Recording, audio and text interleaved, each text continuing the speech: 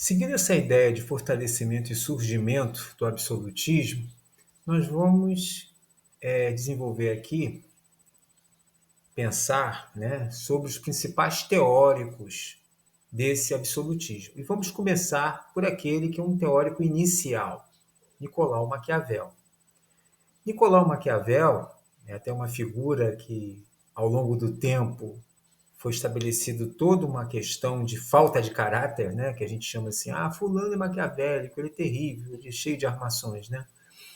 Mas Maquiavel foi um precursor, ele foi um dos primeiros a implantar a ideia de uma ciência política moderna. Quem foi ele? Ele foi um funcionário público que trabalhava no setor da diplomacia de Florença.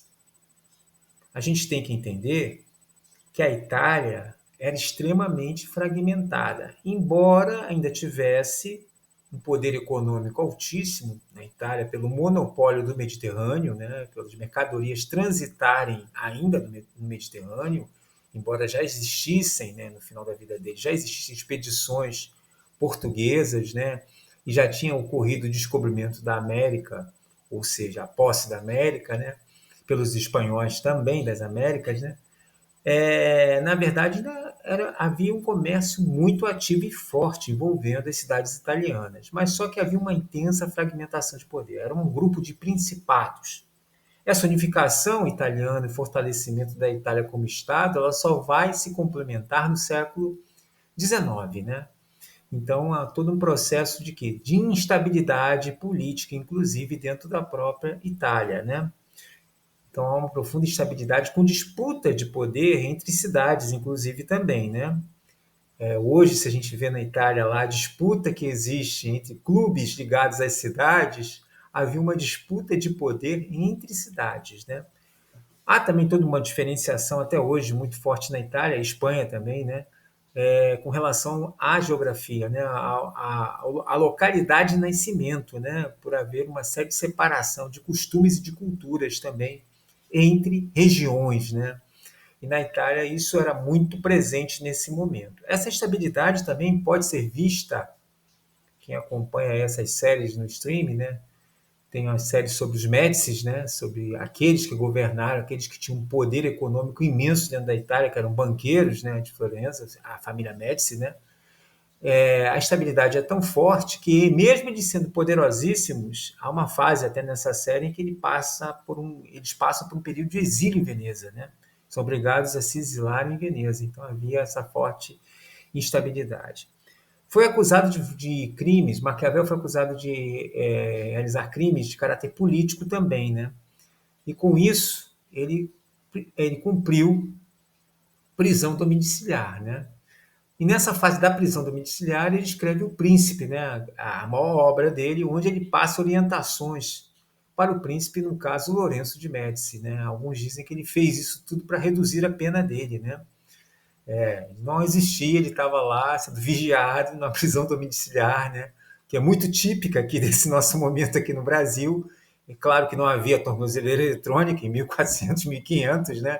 Não havia ainda tornozeleira eletrônica, mas ele estava ali submetido sobre essa prisão domiciliar de caráter, sobretudo político, tá? E aí, qual é a ênfase dele? Qual é a centralidade do que ele escreve? É principalmente focado em se manter um Estado e um príncipe forte. Um Estado forte, e com isso vai se reduzir essa instabilidade. Outro aspecto importante e relevante no que ele escreve é a natureza do ser humano. A natureza do ser humano não é uma natureza boa. Né? Então ele tem toda uma natureza que não está ligado a uma bondade, né? Mas que o rei ou o príncipe deve buscar o quê? A virtude. Deve buscar a virtude, a fortuna para se obter sucesso, né?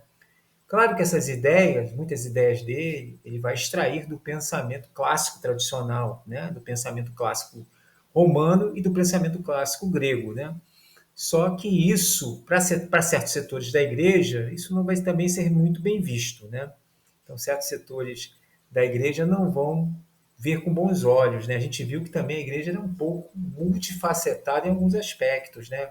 Tanto que havia um Erasmo de Roterdã, que continuou dentro da igreja e que questionava, ironizava toda a acomodação, todo o poder acumulado, toda a riqueza de alguns membros do alto clero. Então havia uma certa tensão interna, né, também, né, com segmentos minoritários, mas que questionavam dentro da própria igreja, tá? Dando sequência às ideias dele, né, para Maquiavel, havia o quê? Forças opostas atuando dentro do sistema político. Então havia o quê? Aqueles que queriam dominar e aqueles que não queriam ser dominados. Então havia uma constante tensão dentro do sistema político, né? Mas que havia necessidade de se impor uma vontade para gerar uma estabilidade. Então, a deteriorização poderia ser evitada através da realização de um governo forte. Então, a gente está vendo aí toda uma ideia de governo forte, centralização de poder, né? E que o governante ele devia ser livre de freios, devia ser sábio para agir conforme as circunstâncias. Então, não havia um caminho único a seguir. Ele teria que analisar a circunstância, o momento, para realizar sua ação. Tá? E que também a política era regulada por uma lógica própria, que não se enquadrava naquele moralismo tradicional cristão. Aí, meu amigo, aí bate de frente com tudo que se produzia na Idade Média em termos de moral e ética cristã, que inclusive nos textos similares ao dele, né, que seria um espelho de príncipe, né, seria aquele texto em que o bispo, principalmente, o sábio cristão, orientava o rei, ele passava o quê? Toda uma necessidade das virtudes cristãs para o rei. Inclusive aqueles primeiros reis germânicos bárbaros, né? Então não havia só a questão da força, havia uma questão da humanidade, uma questão de caridade, enfim, valores de uma ética cristã que eram repassados nas orientações dos reis e príncipes, né? Tanto dos reis quanto dos filhos desses reis, né? Então isso vai entrar em choque direto com as ideias que dominavam aquele momento, né? Em termos de orientação, principalmente com relação aos reis. Temos que entender que o momento é outro, né? Um momento de renascimento comercial e urbano. Então, uma efervescência cultural intensa, principalmente na Itália.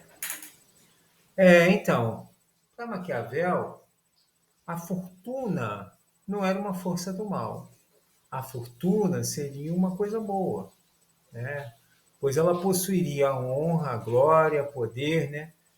Assim como para os Médicis, né? E assim como todas as famílias, as grandes famílias que controlavam os principados e os reinos italianos.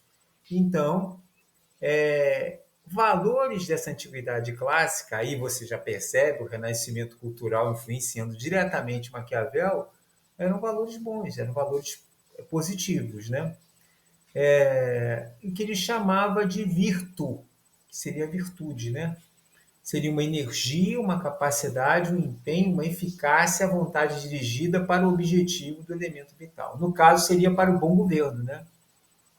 Para aquele governo adequado àquele momento, inclusive, né? O momento político, aquelas razões de Estado que se estabeleciam conforme o momento, conforme a situação, tá? A fortuna é a sorte, o acaso, as circunstâncias e a oportunidade. Nessa relação entre virtude e fortuna, Maquiavel afirma que a metade das coisas humanas depende da sorte, fortuna, e a outra metade depende da ação dos homens. E aí, essa ação dos homens ela é conduzida pelo sábio, por um governante que seja sábio, que tenha sua fortuna, sua virtude, mas também que saiba agir no momento certo e de forma adequada. Então, é isso que ele preconiza, né? Então, para Maquiavel, o governante tinha que ser não só forte, mas, sobretudo, sábio. E saber utilizar sua sabedoria, né? Para ele, existiam vícios e virtudes. E o príncipe teria que aprender a usar ambos. Por quê? para ele, aquilo que poderia ser vício para a sociedade poderia ser uma virtude para aquele momento, se o príncipe soubesse utilizar. Então havia todo um pragmatismo, né? Uma visão muito pragmática, né? Uma visão voltada para a realidade, para o momento. E, na verdade, ele vai de quê? Ele vai praticamente estabelecer uma forma de pensar a política com o realismo político. Então, ele vai estabelecer que nem sempre cada situação vai exigir um tipo de ação diferenciada do governante. Então, isso aí é um pragmatismo, é um realismo político. Esse realismo político está presente até hoje, tá? Tanto na ciência política quanto no estudo das relações internacionais, para você ver a importância desse teórico chamado Maquiavel. Maquiavel, lá em 1500 e alguma coisa, está influenciando até hoje, tá? Muitas lideranças do meio empresarial e do meio governamental têm um príncipe como livro de cabeceira, né? No passado, nós tivemos Napoleão. Napoleão chegou a fazer anotações e há uma versão com as anotações de Napoleão. Esse poderosíssimo líder político da França, né, que deteve um domínio sobre amplo território francês. Aqui no Brasil nós temos também o nosso ex-presidente, Fernando Henrique Cardoso, também diz que o livro de cabeceira dele é O Príncipe. Então a gente tem toda uma influência do príncipe na vida das grandes lideranças até hoje, até esse momento. A gente também não pode esquecer que Fernando Henrique Cardoso é sociólogo, é estudioso da área, fez um prefácio de uma das várias versões do Príncipe também, é um estudioso de Maquiavel, um estudioso também do texto Príncipe, né? Então a gente tem que ressaltar esse aspecto também, tá?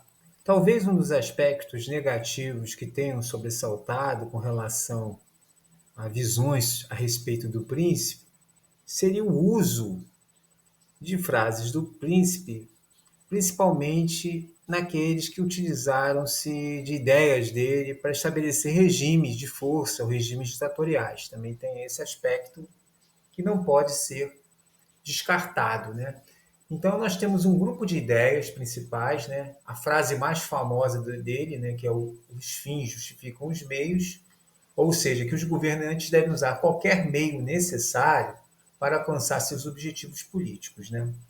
Então, esse excesso, esse pragmatismo excessivo, mas que visa um objetivo, ele pode ser usado para diversos pontos ou aspectos de manipulação de poder ou manutenção de poder, né? Então, por exemplo, assassinatos poderiam ser justificados já que eu preciso manter o meu poder, né? A todo custo. Então, aqueles opositores, eles devem ser eliminados. Então, é um exemplo que pode ser utilizado de forma negativa, né? Essas orientações. Então, a conduta deve ser de acordo com a situação, de certa forma, nós já falamos sobre isso ao longo da nossa apresentação aqui, ao longo do nosso vídeo. Manter o poder e a segurança no país que governa. Isso aí é uma ênfase, é um ponto que está presente hoje, nesse momento atual, muito forte, inclusive envolvendo eleições, né? Se a gente for refletir sobre as eleições hoje, a questão do item segurança nacional e segurança pública a nível de município, de estado, no Brasil ainda está presente. Muita gente vota pela questão da segurança. A nível nacional e a nível internacional também, né? Quando a gente esbarra com situações onde a segurança está extremamente fragilizada. Então, isso também é usado como justificativa até para ações de guerra, né? Quer seja Rússia contra a Ucrânia, quer seja Israel contra a Palestina. Então, a questão de que o governante deve assegurar segurança para o país, isso também é utilizado até hoje. E aí vem a importância da astúcia, manipulação, do realismo na política. Aí tem um aspecto todo do realismo, da astúcia e da própria manipulação. O realismo político, aí vem o conceito, né? O realismo político é uma abordagem teórica tradicional da ciência política e das relações internacionais, como já tinha alertado anteriormente. baseia-se na ideia de que os indivíduos são egoístas e movidos pelo desejo do poder e segurança, né? E aí a gente vai o quê? Estabelecer esse governo forte dentro dessa perspectiva toda que foi apontada aqui agora, né? E com isso, aquela situação que eu acabei de falar, né? Os regimes de força e regimes ditatoriais também, autoritários, também vão usar da argumentação de Maquiavel para estabelecer suas ações, né? Como os fins justificam os meios, né? Então a gente tem que ter essa atenção com relação a ele. Para encerrarmos o vídeo de hoje, vamos refletir sobre a relevância, o legado de Maquiavel, né? Qual teria sido a grande relevância de Maquiavel presente até hoje, com impacto até hoje, né? A separação da política e ética. Então, estudando o quê? Valores estritamente políticos, né? E separado daquela ética e daquela moral cristã que existia naquele momento, né? Então ele vai, isso tudo está ligado ao quê? A uma mentalidade, a uma formação de uma ideia de realismo político, né? Esse realismo político é uma forma de conduzir, né, o Estado e também as próprias relações internacionais. Então, aquele ideário de Maquiavel vai fazer com que haja um impacto presente até hoje na visão da atuação de governos no plano nacional e no plano internacional. Analisar a natureza humana e o poder de forma realista, de novo realismo, né? Contribuir para o desenvolvimento da política como uma ciência autônoma, como uma ética e lógica própria. Então, a política passa a ter o quê? Uma autonomia, passa a ser vista de forma separada, analisada de forma separada. Por isso que, para muitos, ele seria o fundador da ciência política. A partir dele, é que começa a se estabelecer um estudo mais sério, mais profundo e separado do que seria a ciência política e contribuir para o desenvolvimento e reflexão dos modelos de governo e a postura de governante, porque como ele recomenda e faz uma série de recomendações, principalmente recomendações de ordem prática para o governante, de se ajustar conforme as necessidades e o momento, você passa a ter o quê? Uma visão de avaliação do que seria a ação do próprio governante. Então você vai ver se aquela ação do governante está adequada para aquele momento que está se passando. Então esses ideais, essas visões de Maquiavel estão presentes até hoje na análise política.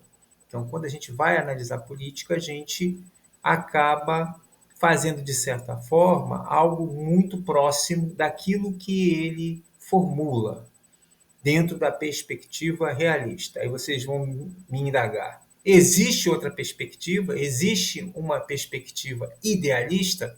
Existe, né?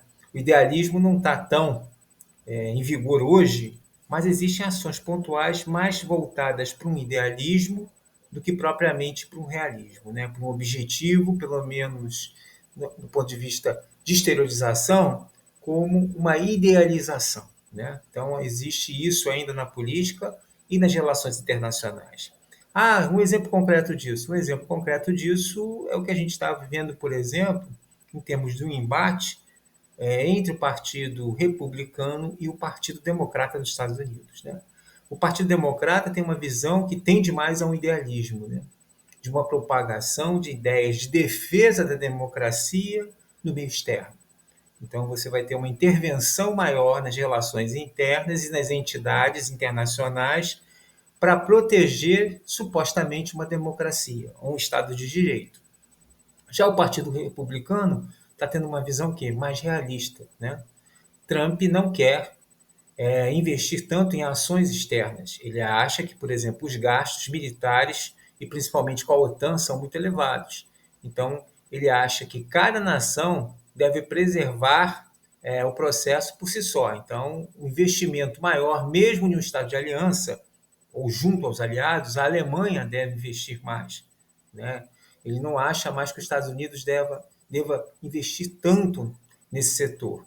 Então, há uma visão mais para um realismo, né? Ele não está muito idealizando os Estados Unidos como aquele que vai resgatar valores democráticos, vai estabelecer novas relações voltadas para esse fim, né? Então há essa visão aí de contraste.